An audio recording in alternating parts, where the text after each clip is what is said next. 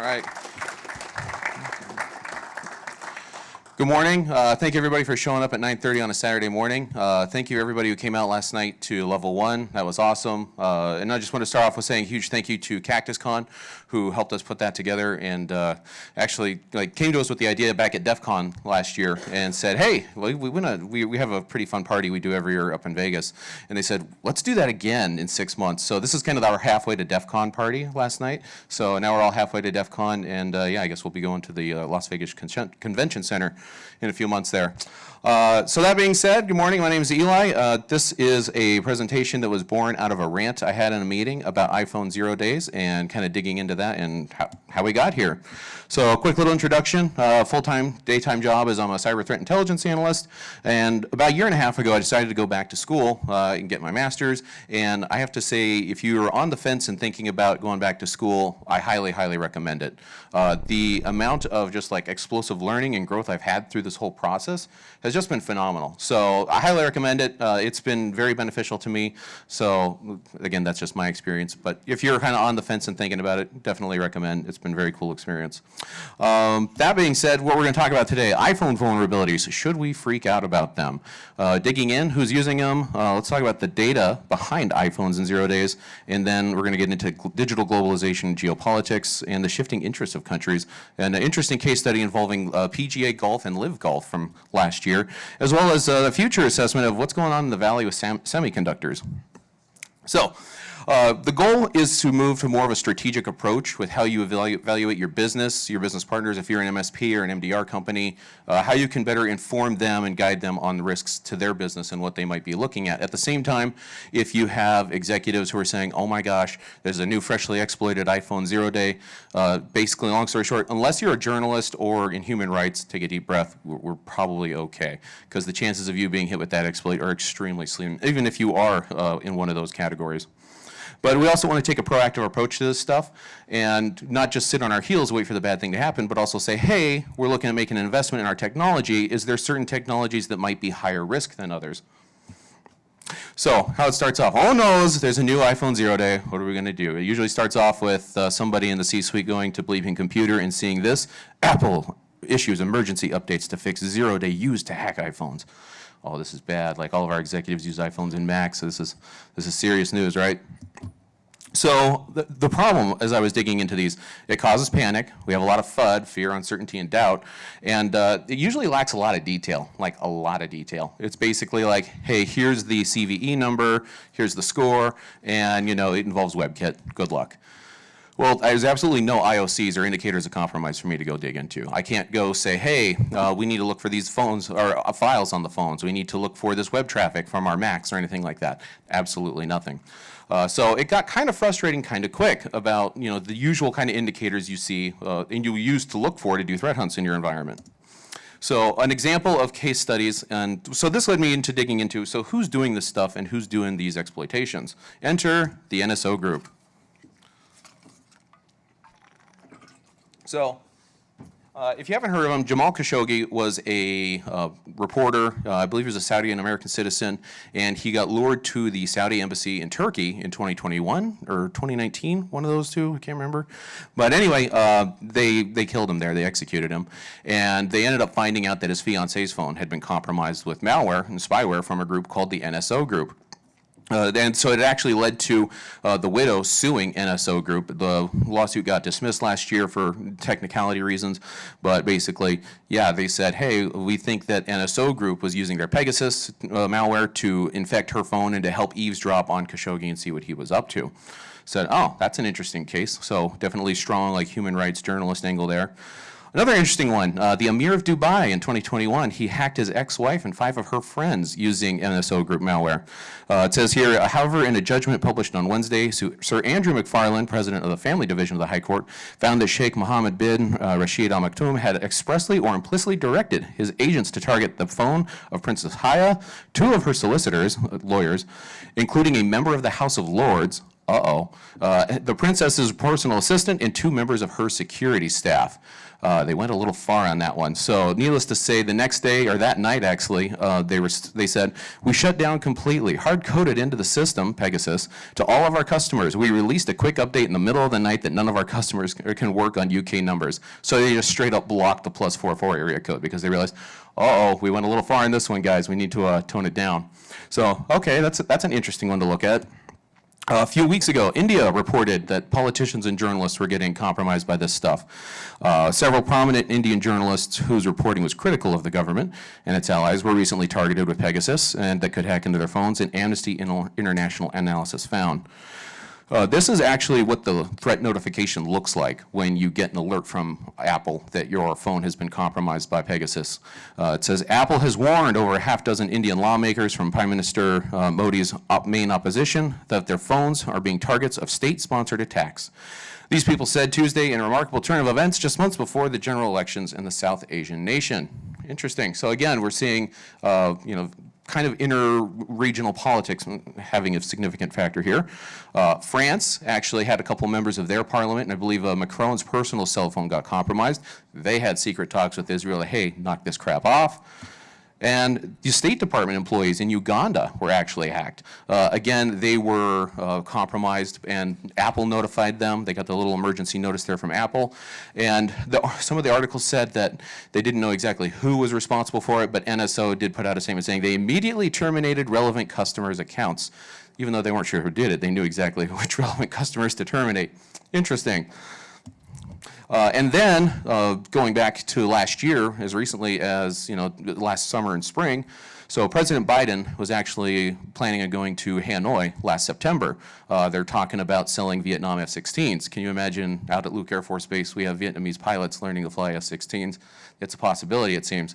So it's part of a greater problem we have of trying to basically box in China in the South Asia Sea and South China Sea. Spratly Islands are very contested, like 6 to 8 countries are all saying that they control them. There's a lot of oil in there, so hence why it's a big deal. Plus, a good portion of the world's shipping goes through there, as well as the Straits of Malacca.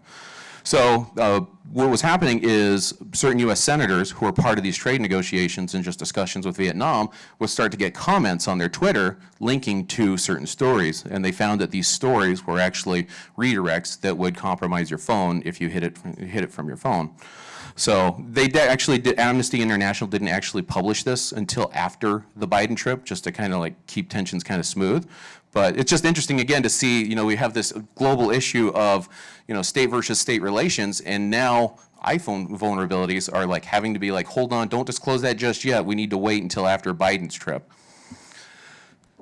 This is a quote from a Citizen Lab researcher at the House Intelligence Committee. It says, when confronted with abuses, the mercenary spyware industry typically has a message. Our technology is designed to fight crime and terror, period. But the facts don't bear this out in 2 ways. First, abuses have been a feature, not a bug, of this technology in industry since day one. Second, as we have discussed today, the crime and terror narrative omits the facts that a significant proportion of the use that we see of mercenary spyware is state-on-state espionage. Interesting. Governments targeting other governments, and of course the United States has been one of those targets, as we see with the case last year with the Vietnam targeting as well as Uganda. So summary reports. What we're seeing as we go through and dig through all this stuff, and as I was just kind of collecting all this information, there's a lot of reports targeting human rights and journalists. We have some reports of government versus government targeting, and we keep on seeing this nexus of Middle East governments. All right, so I've got a lot of anecdotal cases. Let's get some data, right? Because we're good little analysts. We have data. We can chart it out. It's nice. We can make little graphs, and bosses like graphs. Make line go up, right? So, iPhone units, iPhone is actually not the most popular phone in the world by far. The Q4 2023 was their best quarter for global shipments of iPhones ever, and it still wasn't 25% of global shipments. Interesting. In the US, however, the iPhone has about 60% of the market share. As of 2023, Android was 70% of the global market share. Android is massively popular. iPhone users, however, are kind of affluent. They typically have a 43% higher average salary. Gen Zs and millennials are now killing a new industry. Android, we're more likely to have iPhone. And then former Android users say the iPhone provides a better user experience, but former iPhone users say that Android is more affordable, because it is.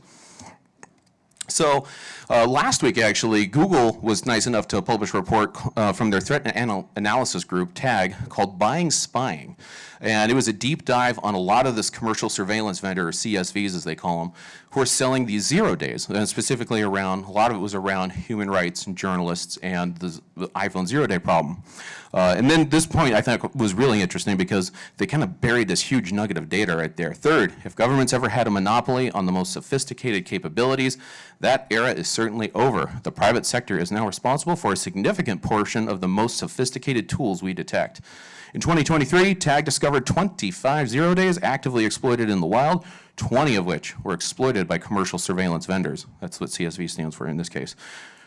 That's a significant proportion. To summarize that into a visualization here, 80% of the 0 days you hear about are coming from these CSVs. That's huge. That means only 20% are probably coming from criminal and nation-state actors. Again, we're doing some inferences here, but that's significantly important because for me as someone who's defending an enterprise, every time you hear about a 0 day, you think, oh my goodness, did we get popped and we just don't know it yet, right?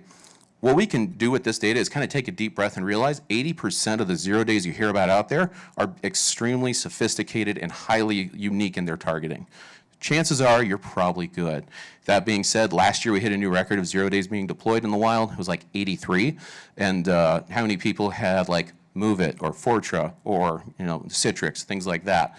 Okay, there's still quite a few out there. When there's 83, like even 10%, that's now 8 0 days I need to worry about. Holy crap, that's a lot. That's a lot more than most people are equipped to handle, right? So what I did is I went through and I went to the CISA, or excuse me, I found out yesterday it's pronounced CISA, KEV, their known exploited vulnerability database.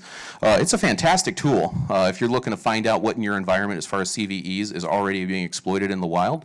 They've got that all listed out. This is all the iPhone 0 days, or excuse me, all the iPhone known exploited vulnerabilities from 2023. And specifically, I was curious to go through and see what the attribution was for the source of where that vulnerability came from. And I went back and correlated that to different reports, and I highlighted ones where there was like a human rights or anti-democratic targeting. And of the available reports we had, about 9 out of the 20 had a direct correlation to it was used to target human rights and journalists and whatnot.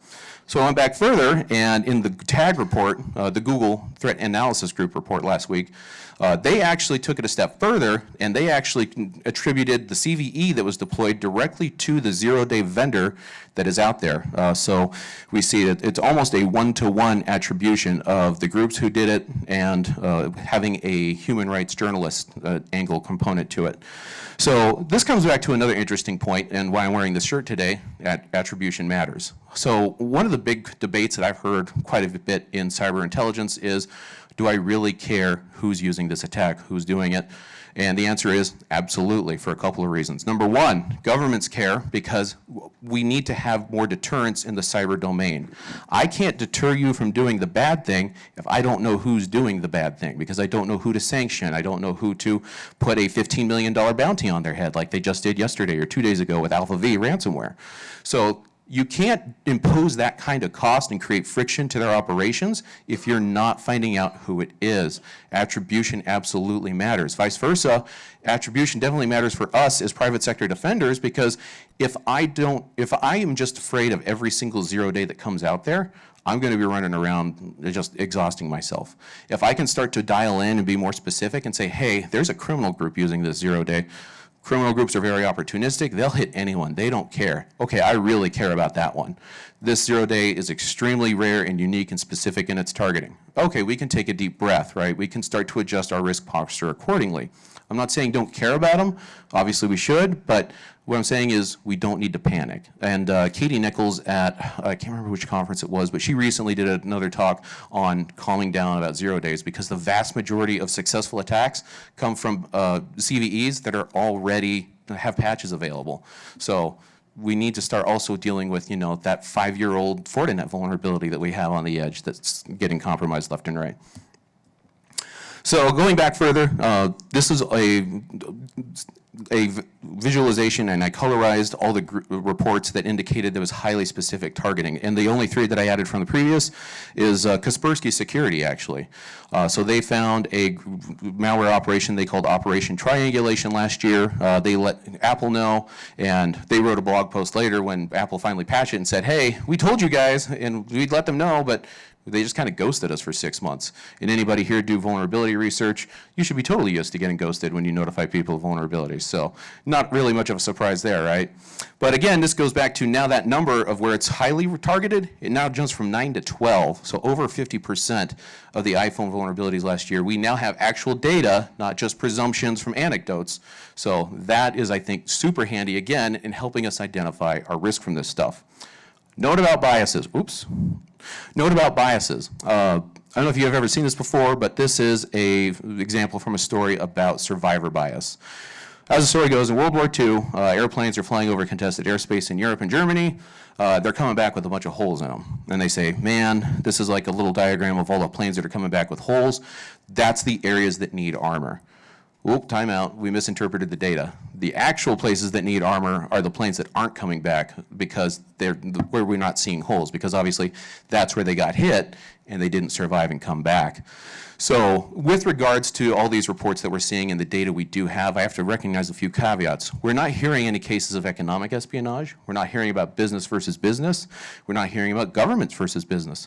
And we know from reports as recently as just this last week that absolutely governments, especially China, they are using government versus business espionage all the time because their national security is in their economic security. So they argue, yeah, it's fair game for me to go get, your patented way of making steel, things like that.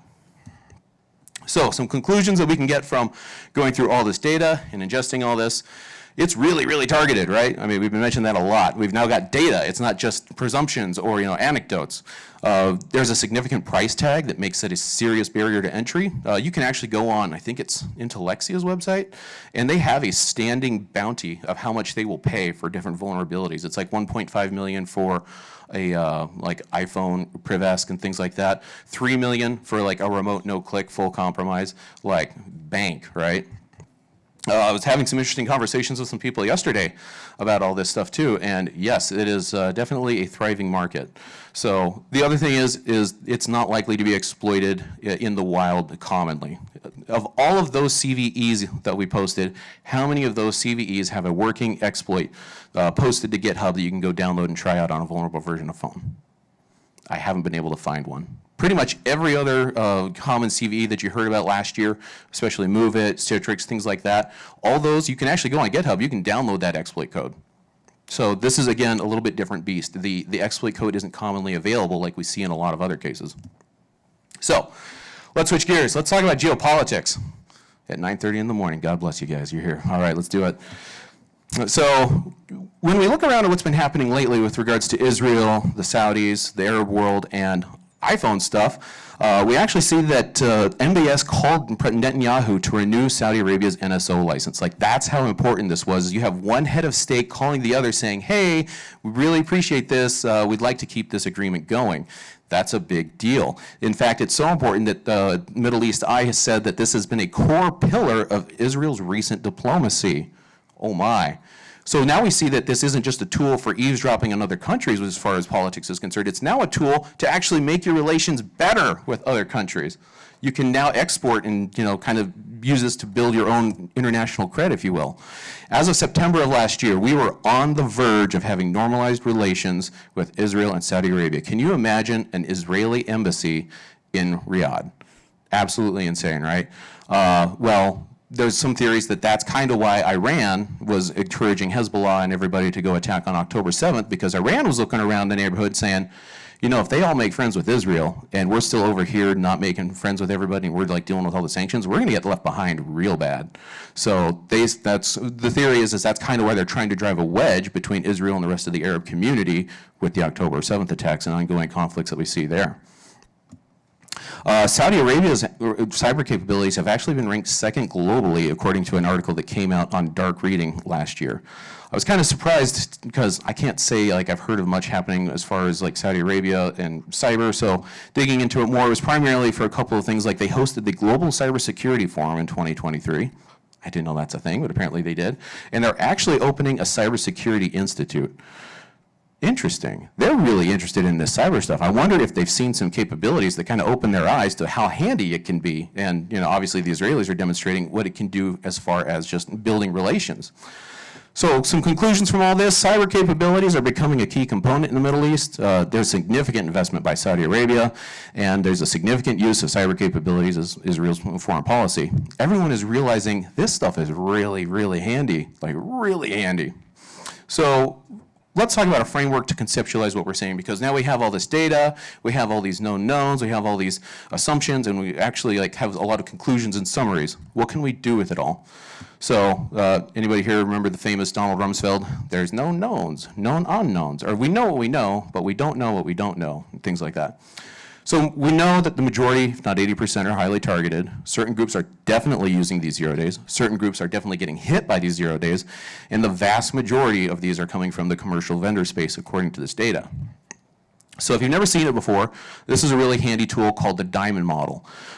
This came out about 10 years ago, and I find it's a really great way to kind of like conceptualize data that you're seeing as far as attacks go. And in this case, we can start to conceptualize, okay, so we have the Middle East governments, we know they're using iPhone exploits, and it's highly targeted, and we know that it's primarily involving these Cyprus and Israeli-based vendors. And again, just from the data that we have, we know it's going after kind of a human rights and journalist angle. Again, we might have some biases here, we might be missing some data, but that's what we have at this point, right? So let's talk about what else is happening in the Middle East. Have you ever heard of sports washing? So last year, 60 Minutes did a real interesting interview with the Prince of Saudi Arabia here, and basically called out Saudi Arabia for shelling out on sports and athletes. Foreign Policy did an article last year called "Saudi Arabia really wants you to think it's cool," and it's into sports now. They actually recently signed a 10-year strategic partnership with WWE. I guess Vince McMahon will be going there. They're now hosting F1 races. There's talks about tennis. They're hosting top soccer clubs. There's the FIFA Club World Cup. There was the FIFA World Cup, I think, in Dubai or the Emirates recently. I'm an American, so I don't follow soccer that much. Qatar, thank you. And now, golf. Did you hear about golf? So here's an interesting little case study. About 4 years ago, 5 years ago, Saudi Arabia announces they're starting their own golf league, Live Golf. And things get pretty testy between the PGA and Live Golf. It gets to the point where the PGA is banning members who leave to go play. And keep in mind, they're getting like fat paychecks when they go there, right? So the money's good. And it got to the point where the PGA wasn't just banning members who go, they're banning non-members and saying you can't play in the PGA for a year if you play in a non-sanctioned event. So let's say you're like a college player, you're coming up through the ranks, you're debating, should I go PGA or Live? If you go play Live, they're saying that's fine, enjoy that, but it's going to be a year before you're allowed to play in a PGA tournament after that. So it's getting pretty spicy, right?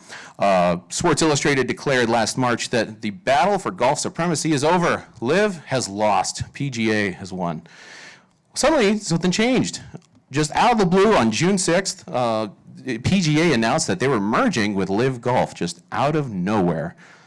Man, that is a sudden turnaround. That is weird. So what's going on? We see it's very antagonistic, and there's a sudden rapprochement. At the same time, when it comes to the Middle East, we also know that there's a lot of like weird stuff going on as far as like surveillance goes on. So again, I don't have any like data or proof of anything like that happening in this particular case, but when we start looking at just that whole global area of what's happening, I have to wonder if I was a part of like the PGA's IT team, I'd be taking the executive team down to Mandiant. It's like, hey, we're going to be forensically imaging everyone's phones today. We're going to see what's going on, because you have to realize this is a lot bigger than just, hey, a golf deal. We're now talking about the geopolitics of businesses, and that is part of the world we're now living in, because it's a lot bigger than just us. So DHS came out with this idea a few years ago called Think Globally, Act Locally. And I think that's kind of something that we sometimes just ignore and just like scoff at, like, you know, it sounds like a nice ring, but like, what's it actually mean? And this is kind of those things where it's like, how can we think about the global context that we're living in and what's happening here in our own backyard? So has anybody noticed what's happening here in Phoenix? There's a bunch of cranes up north. There's like a whole city getting built up there just south of Lake Pleasant. It's pretty wild if you've driven by that place lately. Like, it takes a solid like 2 or 3 minutes going 60 miles an hour to drive past that entire facility because it's just so massive. It's like its own city up there. So we have this new industry growing. 4 years ago in May, TSMC announced they were going to be building a factory here to bring some chips here to the US and start doing fabrication here. At the same time, Chinese tabloid back in 2022 accused the US of tricking TSMC to build factories here to steal secrets. Ooh, so now we're getting some accusations of espionage associated with this stuff. But it doesn't stop there. The former CIA director has said that a new electric vehicle plant going in Michigan is also going to be used as a hub for Chinese espionage. He's quoted as saying, "I don't think there's any question that they're going to take advantage of that situation," Panetta told the House Select Committee. "And I think we have to be very vigilant about what the hell is going on. That's just the way they operate. They'll establish a manufacturing unit, they'll establish whatever they can, and then they will use that for their own intelligence purposes. They will use that for their own economic purposes." Again, the Saudi government and also the Chinese government view their national security as part of their economic security. We do as well. If you haven't noticed, how many times did the World Trade Center get attacked? Twice, because they view our economic power as a huge part of our foreign power and our foreign policy. So that's why the Twin Towers were such a monument and such a key thing to be attacked, because they thought that by attacking that, they could attack the US will and like foreign power and things like that. So some more things that are happening that we see in the world right now. February of last year, a Air Force general put out a memo called February 2023 Orders in Preparation for the Next Fight. Situation: I hope I am wrong. My gut tells me we will fight in 2025. Xi secured his third term and his war council is set in October 2022. Taiwan's presidential election are in 2024 and will offer Xi a reason. The United States presidential elections are also in 2024 and will offer Xi a distracted America. Xi's team, reason, and opportunity are well aligned for 2025. Wow, that's some pretty wild stuff. And if you saw the Senate testimony 2 weeks ago, they had a bunch of like Jen Easterly, FBI director, up there talking about this stuff, and like specifically Chinese espionage. They were actually specifically using the number 2027. So I don't know how he's saying 25 and they're saying 27, but that's something that people are now talking about publicly. This isn't like classified information getting leaked. Like they're saying this in open door testimony. So we also see that China is doing malware dead drops. They've been dropping malware in networks of like power companies and ports and things like that. This is called intel preparation of the battle space. So basically it's like, this is not a accidental thing or opportunistic. This is obviously very thought out, very planned. It's demonstrating intent. It's demonstrating like long-term intent too, because apparently they're having access for a prolonged period of time, whatever that means according to the reports. But it's a prolonged period of time they're sitting there and just waiting and dropping malware that they can use later. Something else interesting with China, they are actually the #1 purveyor of 0 days that Mandiant reports seeing coming from nation states. So in 2022, Mandiant reported seeing 55 0 days used, and they found that China was consistently leading the way out of all the nation states who are developing 0 days. And then we recently saw a bunch of stuff about the Avanti Connect Secure Pulse VPN devices. Bleeping Computer came out with an article that pointed out Chinese cyber spies' favorite targets are 0-day security flaws in firewalls like Sonic Wall, Barracudas, Fortinet, things like that, that they don't have EDR, and it makes it harder to detect those attacks. So something to keep in mind for your own network infrastructure, think about those edge devices, the stuff that doesn't usually have EDR on it, or you can't put EDR on it for some reason. How's your logging for that stuff? Well, how do you know exactly what's on your edge, so that way when like the new 0-day thing does come out, it's like, oh, maybe I do need to pay attention to this one, because we still do run Fortinet. I don't know why, but good luck if you do. So summary, we see lots of semiconductor plants showing up. We see chatter about espionage involving China, Taiwan, semiconductors. We know they like to use 0 days. We know they're good at it. And they like to target edge devices with no EDR. So let's use this practically. Scenario, let's say you're an HVAC vendor, because no HVAC vendor has ever been the source of a major breach. You have network access to the HVAC systems for a certain manufacturing plant. Think globally, start asking yourself, if you're like the MDR company who manages one of these folks, what kind of stuff do we want to start asking ourselves? What's your business? What's their competitor? What are their tactics? Again, this is where the diamond model I find can be super handy, because you can also start to look at this in terms of just doing some offensive intelligence brainstorming. You look at the competitor, look at their infrastructure, look at their capabilities, and look at your business that you might get hit with. So what kind of things do you want to know about the new VPN you might be selecting? Are there any sources where you can go to see, hey, has Fortinet ever had any critical vulnerabilities?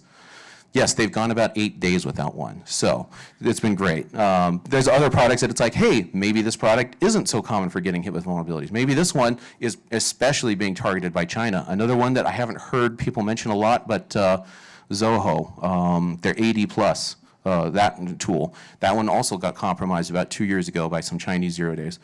So what do you know about your current firewall and edge devices? Again, you can start taking inventory and looking at this stuff and start kind of building out your risk picture and say, oh, okay, now let's think this through. Am I using a device that is more prone to be compromised given what I know about the world and the risks we're in and our business relationships?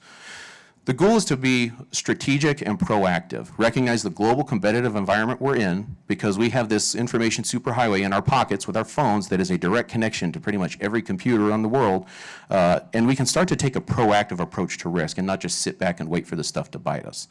So, in summary, not all 0 days are created equal. These are kind of, like I said, it's a scale, right? There's some that obviously we need to be really worried about. There's some that it's like, honestly, unless I am a journalist focused on particular reporting, I'm probably not too worried about this kind of stuff. The chances of that happening are still pretty slim, but still look at your landscape and look at how your company's risk compares, because I feel like a lot of us just say, oh, I'm just a small little schmuck company here in Arizona, no one's going to care about me. No, you do matter. You do matter to someone in Beijing, possibly. So that being said, I want to say thank you to my family. The last couple months, probably about 18 months, have been super tough, going back to school, doing this stuff. It's been a blast, it's been fun, but God, it's been stressful too. So I just wanted to say thank you to them, because they have been absolutely phenomenal, and have always been there when I come back exhausted at the end of the day. And also thank you all for coming this morning.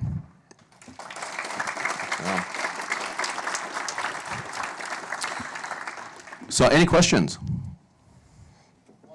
Go ahead. Specifically on attribution, what would be a good level assault for like Kaspersky? Like, how do you tackle like your threat intel coming from Kaspersky and unpacking that from the Russian government? So the question was, how do you deal with attribution when like Kaspersky is making the attribution? Yeah, no, definitely. I mean, there's definitely some politics there. I mean, Eugene Kaspersky is a former KGB agent. You can go see his pictures from his graduation from the KGB encryption school. And so then again, I mean, Kevin Mandia is a former Air Force OSI agent. Rob Lee is a former Air Force officer. Take your pick of a cyber company that doesn't have a member of former military or law enforcement or intelligence at their executive level. Like, I'd be surprised if you can find one, right?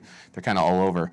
Yeah, sure, they may have a motive. They may have a, interest in outing some of those operations. I think it just depends. There might be some truth to it, sure. I mean, does our government hack people? Absolutely. NSA commander said, yeah, we hack people, but we do it in the performance of our duties to protect our nation, not to go steal trade secrets, unlike some people.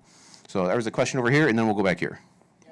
Can you clarify your stance on attribution, another attribution question? You mentioned that, for example, governments need to know attribution so they put people in jail or do government sorts of things. Are you saying that industry needs to know attribution to the level beyond the name of the threat actor and threat group to the individual or to the nation?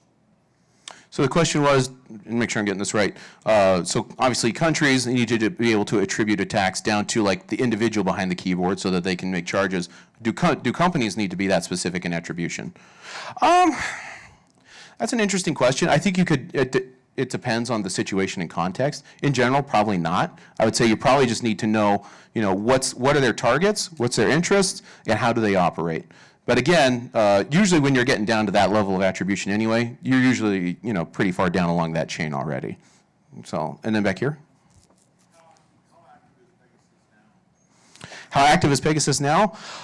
So NSO Group is actually a part of a conference that they're doing, I think, in Prague in a few weeks. And so, and Pegasus is just one of the tools that NSO Group sells.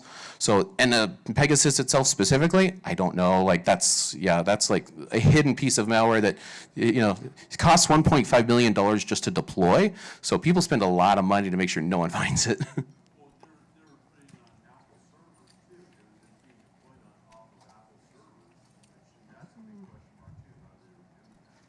Oh, really? I did not care about that one.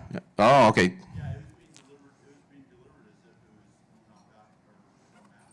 Oh my. So the comment was basically the Pegasus malware was actually being delivered from Apple servers as if it was coming from Apple.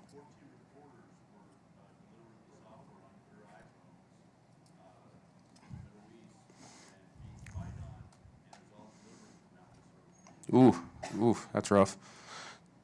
Yes, sir.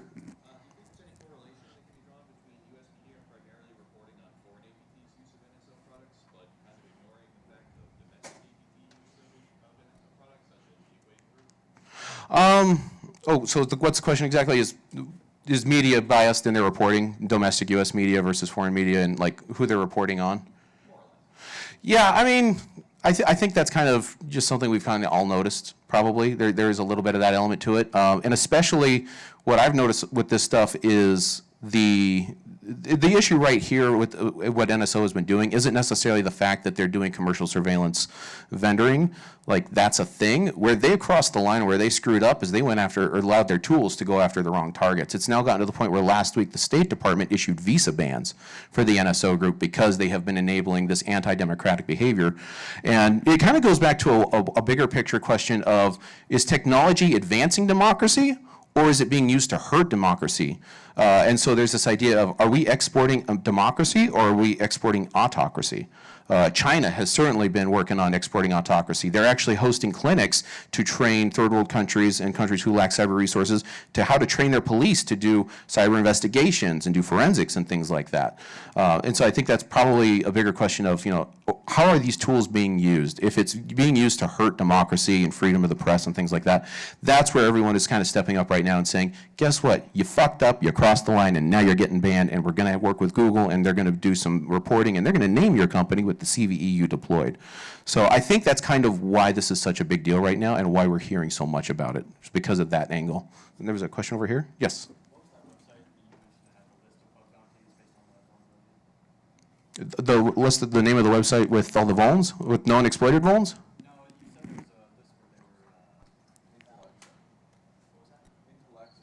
Oh, Intellexia, yeah. So yeah, if you want to go sell some iPhone 0 days, there's a company called Intellexia that has like a standing list of, I believe it was Intellexia, that has a standing list of how much they will pay for different vulnerabilities in different products.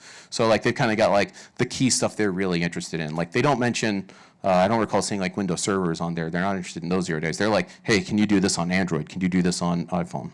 Is there a question over here? No? Nope. Yeah. I think we've all heard of the NSO Group and all the conversation seems to be around them, and then, a couple others.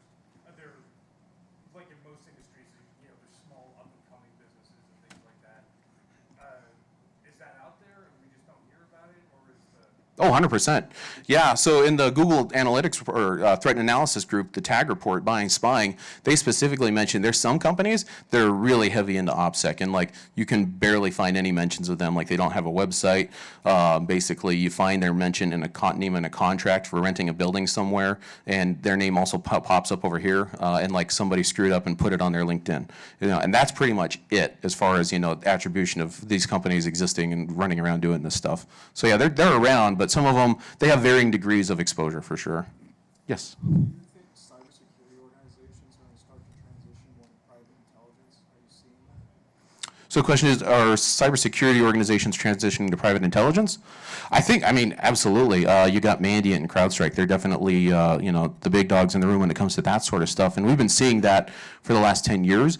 What I'm seeing too is there's a growing demand for threat intel from not just, those big organizations, but other organizations are now starting to see the value, because for the longest time, CTI, right, wrong, or indifferent, they got the rap of, you're just those guys who copy-paste shit from bleeping computer. Like, I can do that. That's not hard. When you're able to take that and you're able to inform the risk of the organization proactively, and you're like, hey, I heard we're looking at buying at Fortinet. Let's not. Here's why. And you can come at them with, like, here's all the 0 days that they've had in the last year. Something I've been having a lot of fun with is when you see these reports come out of, like, WordPress has a new critical flaw, or like, what's the one? Confluence has had a few lately. Go on Twitter, look for that CVE and the term POC. It means proof of concept. And in the pen tester, bug bounty hunter world, that's basically the new exploit code. Go find that exploit code, look for the HTTP URI associated, like the post or the get, and then go check your web logs, your WAF logs, and time how fast it took from when that shit was posted on Twitter to when you see it in your logs. And I've had it sometimes be 6 minutes. Just how fast that's happening. It's pretty wild. So yeah, they are, and it's sometimes too, like, it's stuff that's like, we don't even have that product in our environment. Like, why are you throwing it at us? It's just spray and pray. They've got something automated that's going out there and just seeing what they can get. But as for the question of, do I see like more interest in the private sector for intelligence and like private sector security intelligence? Oh, for sure. Yeah, absolutely. Anything that can help you make a better informed decision. Yeah, why wouldn't I want that? Oh, a couple more. Do we have any questions from online? I've been checking. I don't see any. Okay. Is it possible that they're using non-standard bands and networks to exfiltrate data? Sure. I mean, the Turla group, they were using satellite communications to bypass regular perimeter controls. So yeah, that's certainly been a known case. I haven't heard of that in a while, but that's certainly possible. Yes, sir? Is there you see an uptick of nation states sort of recruiting employees of private companies to deploy, as basically an insider threat vulnerabilities and things like that? So the insider threat, a friend of mine actually just got his PhD studying insider threat stuff. And insider threat is a weird thing because everyone has it, but no one wants to talk about it. Like, really bad. Because it's one of those things where it's like, do you want to admit that you had this person in your network doing all this bad stuff? We know there's been a few cases. Iran had a guy at Twitter 2 years ago, 3 years ago. T-Mobile has a huge insider threat issue. Just go on any Telegram channel or Twitter and just look for the term T-Mo Any Up. Brian Krebs wrote an article about this. So, there's definitely been that. There was, I think, a case 3 or 4 years ago. Tesla had an insider get approached by a member of Russian organized crime and said, hey, can you take this USB and throw it into the network? So those cases are out there. But man, if you thought it was hard to find data on like iPhone 0 days and who's using that, like the insider threat data is just super tough to get because, yeah, it's just something that people do not want to talk about. Anything else? Go ahead. Yeah, so I have 2 questions. One, why semiconductor factories and not others? Is that just what's current? Is that something that can be pivoted into something else? I'm thinking about the Wisconsin CactusCon paneling manufacturing. And my second question is about scale. I know this is global, but we've also spoken about factories in Arizona, and I'm thinking, like, what is the scale of things that are happening? Scale. So a couple of questions. Do one question at a time. So yeah. So the first question was basically why are we talking about semiconductor companies here in Phoenix and like not necessarily other companies or other like industries? Is it something about that industry, or is it more based on? I understand it's based on who is making an industry and coming in, but is there something specific about those types of manufacturing plants, or is it just the fact that there is one? For this presentation, I used that as an example because I was driving by it and like there was a 20-story tall building out in the middle of the desert, and I was like, oh, that's a good example to talk about there. And then what was the other question? It was about scale because we were kind of discussing. I know this is like the global thing, but you also mentioned factory here in Arizona. Is that something that's more related to, say, the Arizona state government at all, or is it just having one anywhere? So questions about scale, and we've got this new factory coming in here in Arizona. Is this is your question is this a threat that like the Arizona region should be worried about, or is this something that kind of applies to global, like throughout the national interest as well? Globally, but maybe I'm talking about more, you said targeting is mostly towards specific people or state actors. I understand that the word state means country, but do you also mean that there are maybe potentially lighter versions or cheaper versions, because this is very expensive, for people who are at the state level rather than the government? Oh, so like different tiers of kind of like that kind of stuff. I haven't really heard or seen of that. It seems like, it's pretty much you either have, at least with this kind of stuff, you've got the ubiquitous targeting that happens with opportunistic criminal groups that will just go crazy, or, you kind of also have the other extreme where you've got, the super sophisticated zero-day that takes millions of dollars to deploy. It doesn't seem like there's really a wide market in between. It kind of seems like we're talking about outliers here, right? There was like 30,000 vulnerabilities last year. Only 83 were considered 0 days. So we're automatically talking about outliers. So I think we're going to be dancing on the edges and extremes no matter what. Cool. That being said, it's time for coffee. So I will let you guys go. If you have any more questions, we'll meet you over here. Thank you.